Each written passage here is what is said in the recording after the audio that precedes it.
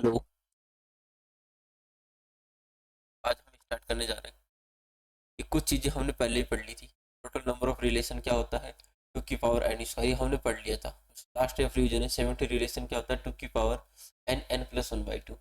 Asymmetry relation क्या होता है, जब भी एसिमेट्री आएगा तो थ्री की पावर एन एन माइनस। हम बात करें यहाँ पर रिफ्लेक्स की, कितना है, माइनस है ना, ए माइनस है। ठीक है। रिफ्लेक्स रिलेशन की बात करें तो टू की पावर एन स्क्वायर माइनस है। फिर हम बात करते हैं कि एंटी सिमेट्री रिलेशन क्या होता है। सिमेट्री में सबसे पहले ए सिमेट्री का फॉर्मूला लिख दो और की पावर एन लिख दो।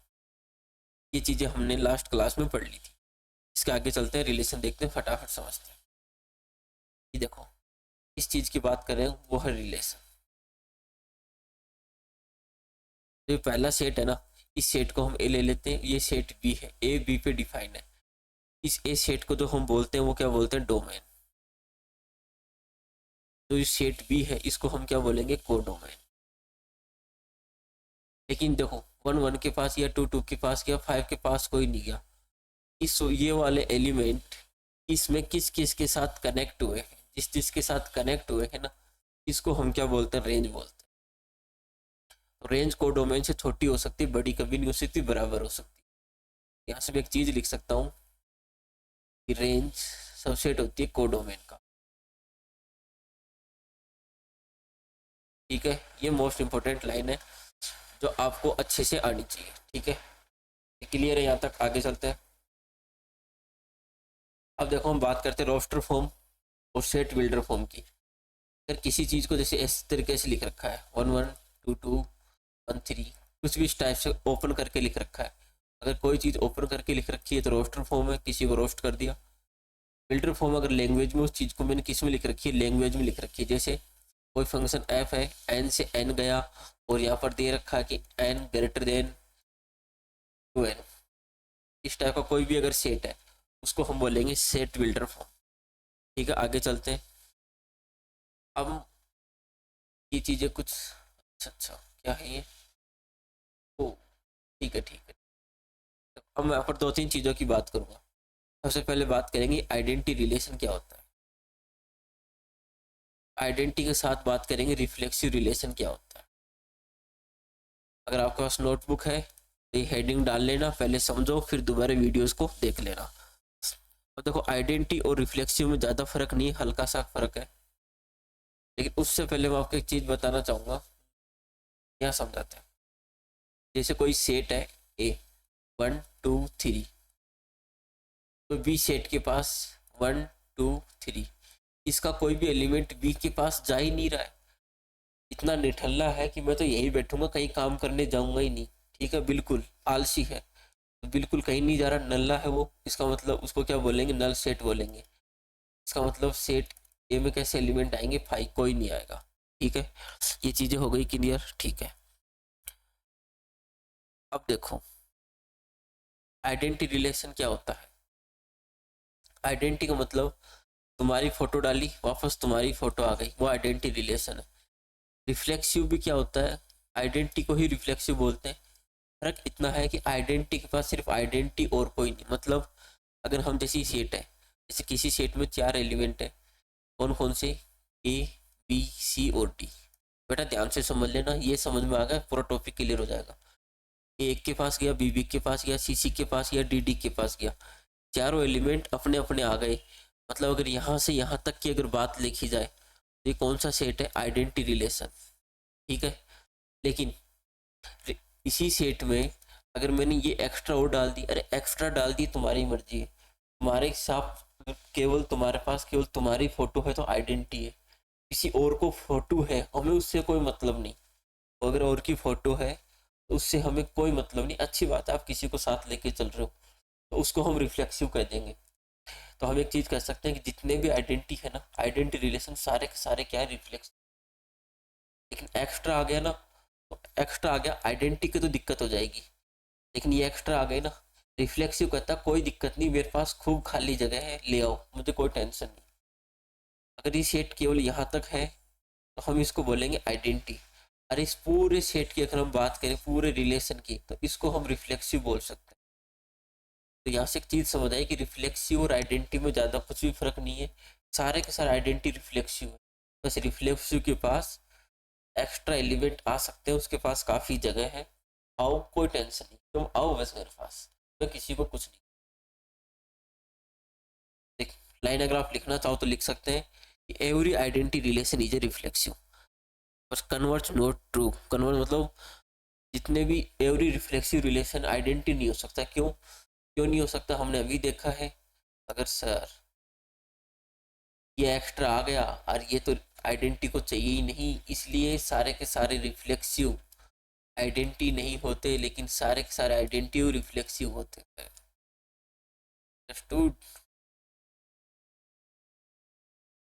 आई थिंक आपको बात समझ आ गई होगी। ठीक है, अब इसके आगे हम चलते हैं। देखो, इसके आगे हम चलते हैं, सिमेट्री की बात करते हैं। इसकी बात करेंगे सिमेट्री रिलेशन की। सिमेट्री रिलेशन क्या कहता है, देखो, एक बी के पास गया और बी एक के पास गया तो वो रिलेशन सिमेट्री। एक सेट लिया हमने, ये 1 2 3 4, ये एक हमने एक सेट लिया। ठीक है, 1 2 3 4। देखो, 1 1 के पास गया, ठीक है, 2 3 के पास गया तो 3 भी 2 के पास जाना चाहिए। हाँ, 1 1 के पास गया, उल्टा भी है। 2 अगर 3 के पास गया तो 3 2 के पास जाना चाहिए। सर है सर, 4 1 के पास गया, इसका मतलब 1 भी किसके पास जाना चाहिए, 4 के पास। अरे सर, 1 तो 4 के पास जा ही नहीं रहा, तो ये कैसा रिलेशन नहीं है, सिमेट्री रिलेशन नहीं है। बस ये चीज ध्यान रखो। ठीक है, ये सिमेट्री रिलेशन नहीं है। हाँ, अगर ये 1 4 1 हटा दूं मैं तो मेरा काम हो जाएगा। ठीक, एक सेकेंड, अगर ये 4 1 में हटा दूं तो मेरा काम हो जाएगा। देखो रही,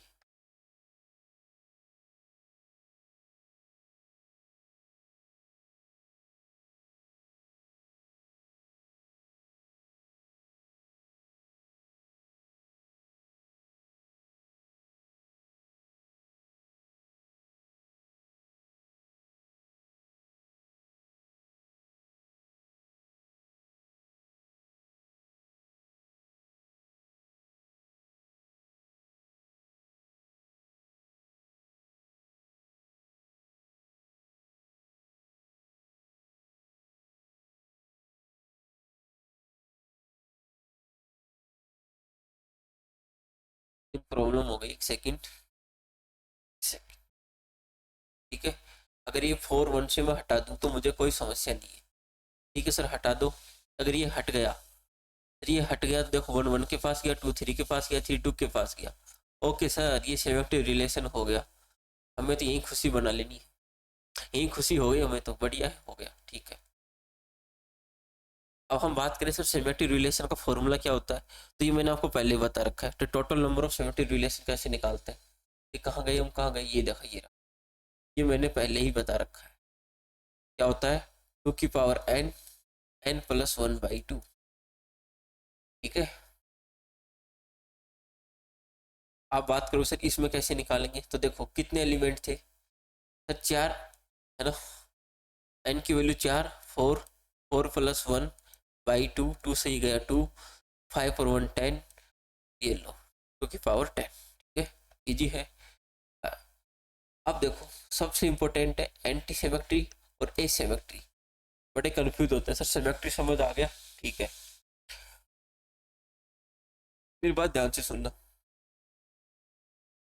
मैंने अभी कहा था, ए बी के पास गया, बी ए के पास गया, सिमेट्री रिलेशन है। लेकिन ए का मतलब क्या होता है, नो नो नो नो। ए का मतलब होता है नहीं, ऐसा नहीं हो सकता। मतलब ए बी के पास जाएगा, अब बी ए के पास नहीं जाएगा तो एसिमेट्री है। तुम तो जाओगे मेरे पास, लेकिन मैं तुम्हारे पास नहीं जाऊंगा। इसको हम बोलते हैं एसिमेट्री रिलेशन। ठीक है, इसको क्या बोलते हैं, एसिमेट्री रिलेशन।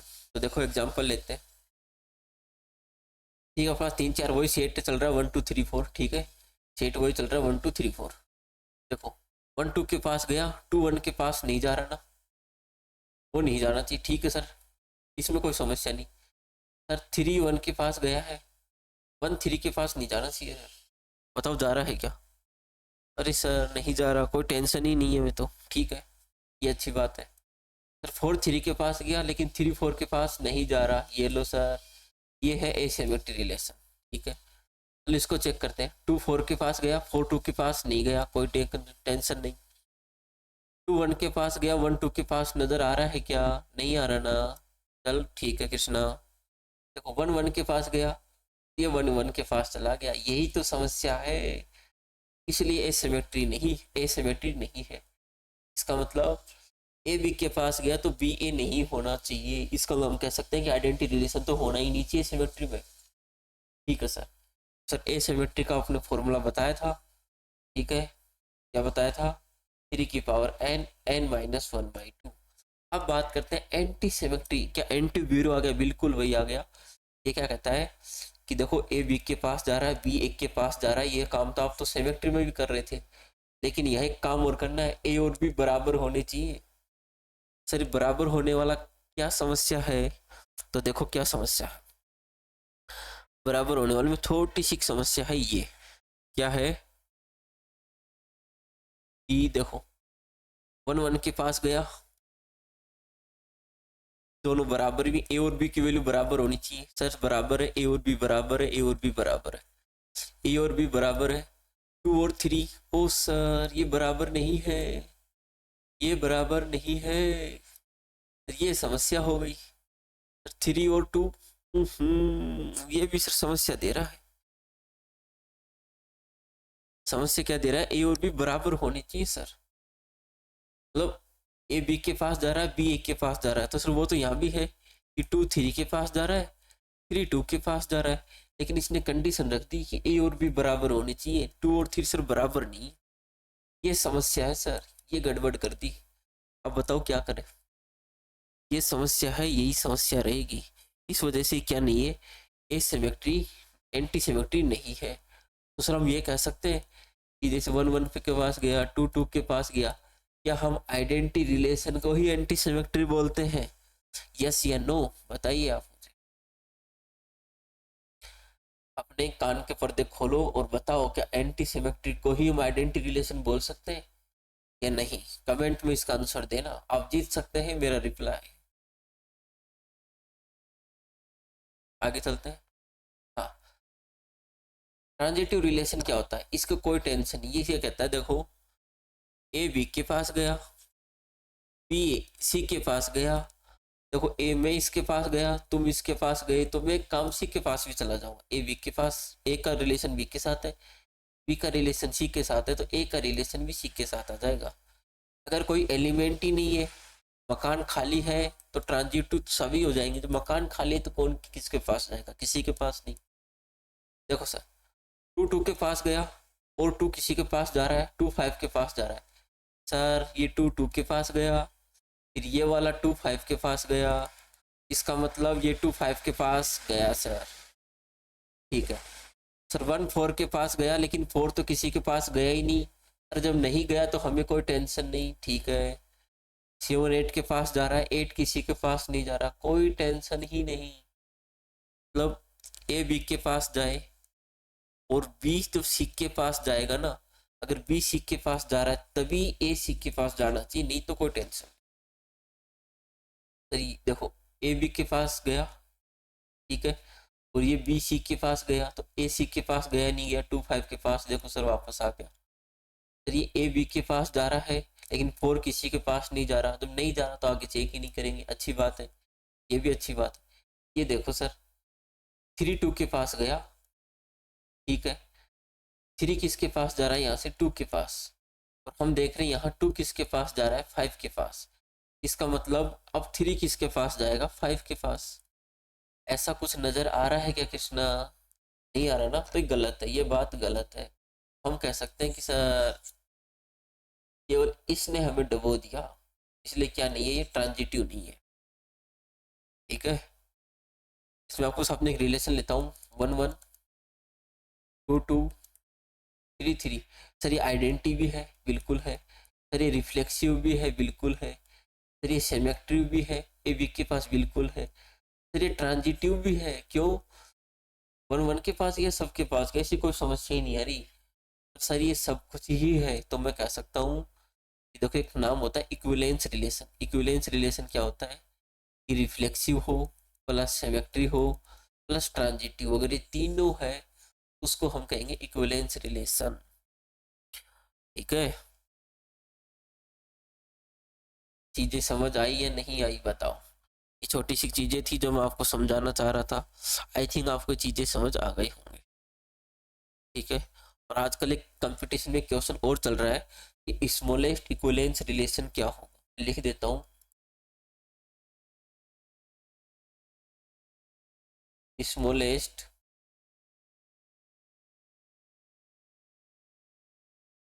इक्विवेलेंस रिलेशन क्या होगा, तो हम कहेंगे जो आइडेंटिटी रिलेशन होता है ना, 1 1 के पास 2 2 के पास यही होता है। इस दो ही सेट, एक सेट में हमने दो ही एलिमेंट लिए 1 और 2, इसी को स्मॉलेस्ट इक्विवेलेंस रिलेशन यही होता है, इसमें सब कुछ हो जाता है। आई थिंक आपको चीज़ें समझ आई होंगी। वीडियो ज़्यादा बड़ी है भी नहीं, 15 16 मिनट की है। चीज़ें कैसे लगी थोड़ा बताना मुझे, और जब अच्छा लग रहा हो तो चैनल को प्रमोट करो, लाइक करो, सब्सक्राइब करो, अपने दोस्तों को शेयर करो। अगला वीडियो किस टॉपिक पे चाहिए आप कमेंट करके बता देना। पढ़ाने का तरीका कैसा लग रहा है, स्पीड ज़्यादा तो नहीं लग रही है, बता देना। पॉइंट टू पॉइंट पढ़ेंगे हम बस।